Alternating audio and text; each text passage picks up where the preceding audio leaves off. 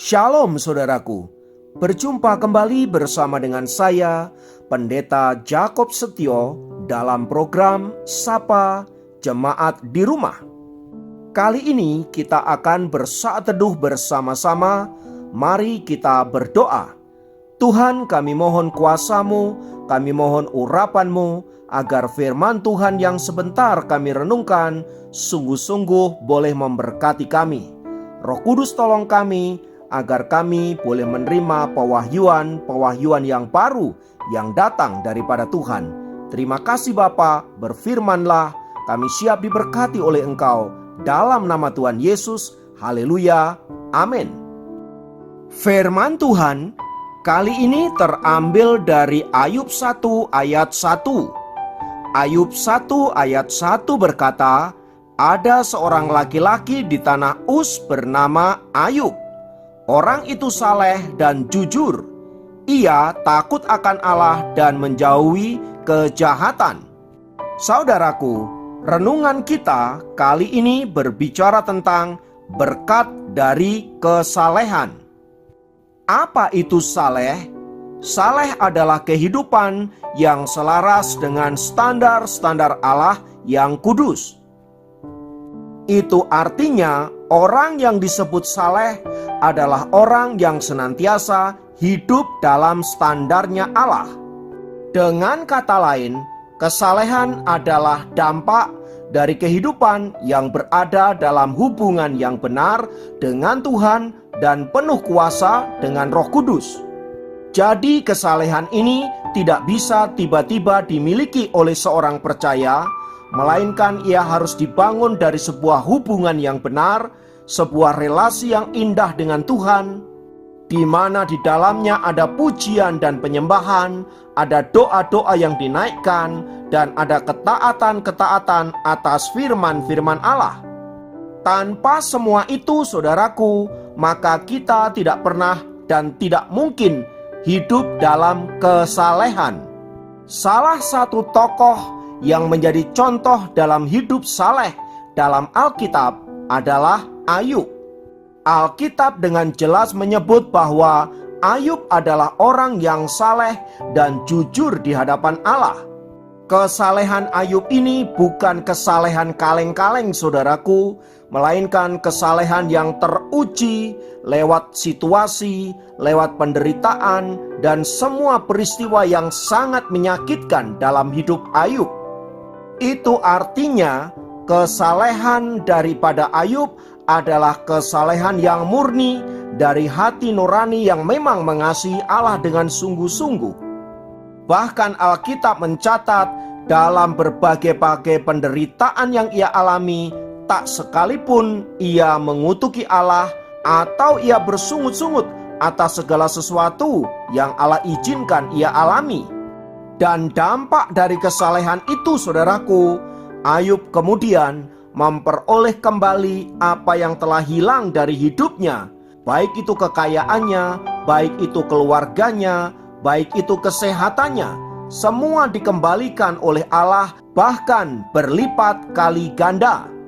Dari peristiwa kehidupan Ayub ini, saudaraku, kita perlu merenungkan beberapa poin penting. Yang pertama, kesalehan hidup itu punya kuasa yang luar biasa. Kata saleh dalam bahasa Yunani seringkali diterjemahkan dengan dunamis atau arete.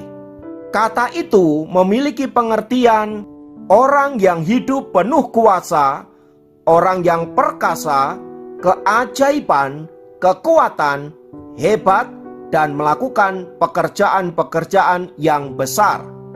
Dari kata dunamis atau arete di atas, saudaraku, dapat disimpulkan bahwa orang yang hidup dalam kesalehan adalah orang yang punya kuasa luar biasa.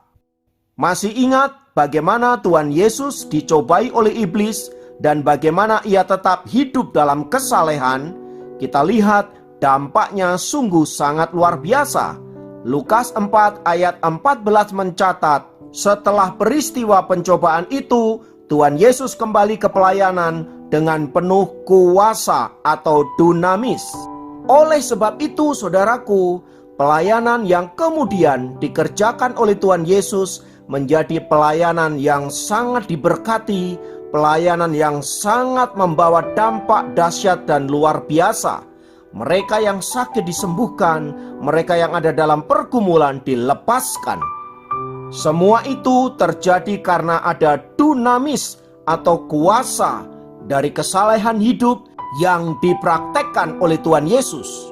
Belajar dari hal ini, saudaraku, bila kita rindu hidup kita berdampak, doa-doa kita berdampak, maka kita harus hidup dalam kesalehan.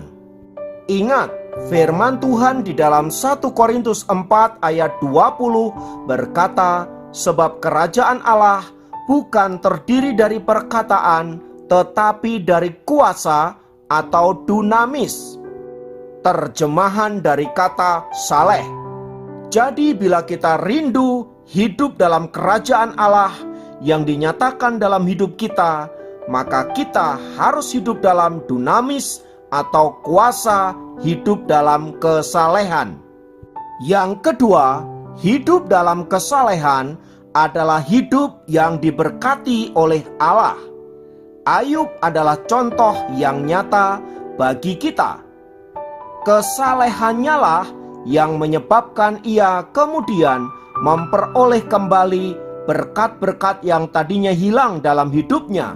Dan oleh kesalehannya pula, Ayub kemudian memiliki nama besar dan pengaruh yang luar biasa di antara orang-orang sebangsanya.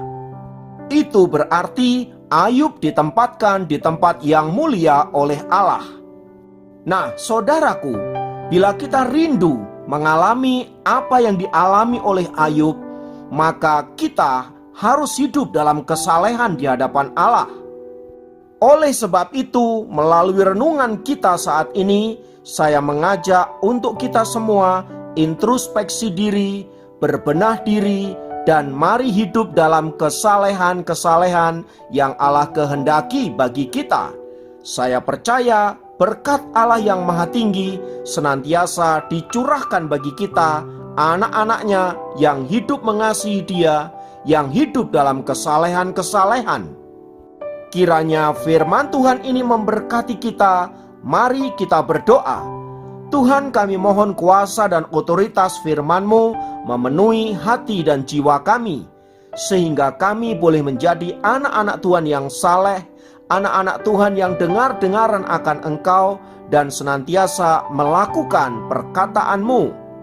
Roh Kudus, bantulah kami agar kami dapat mempraktekkan firman ini, sehingga hidup kami menjadi hidup yang senantiasa ada dalam berkat-berkat Allah yang Maha Tinggi. Karena itu, saudaraku, mari arahkan hatimu kepada Allah, dan biarlah sepanjang hari ini menjadi hari yang diberkati oleh Allah. Tuhan kiranya memberkati engkau dalam segala jalan-jalanmu dan membuat berhasil apa yang dikerjakan oleh tanganmu. Kiranya engkau dan seisi rumahmu diberkati oleh Allah yang Maha Tinggi, di dalam nama Tuhan kita, Yesus Kristus. Haleluya, amin. Demikian program Sapa Jemaat kali ini. Sampai jumpa dalam program Sapa Jemaat yang lain. Tuhan Yesus memberkati.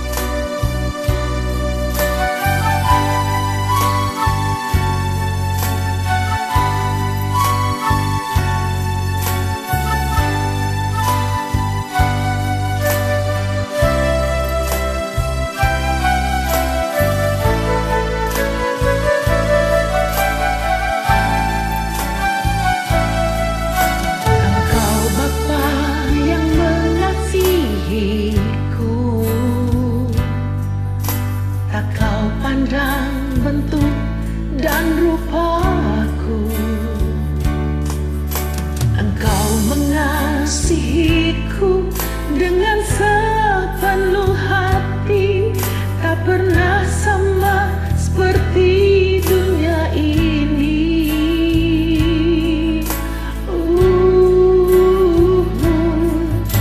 Engkau Bapa yang mengajariku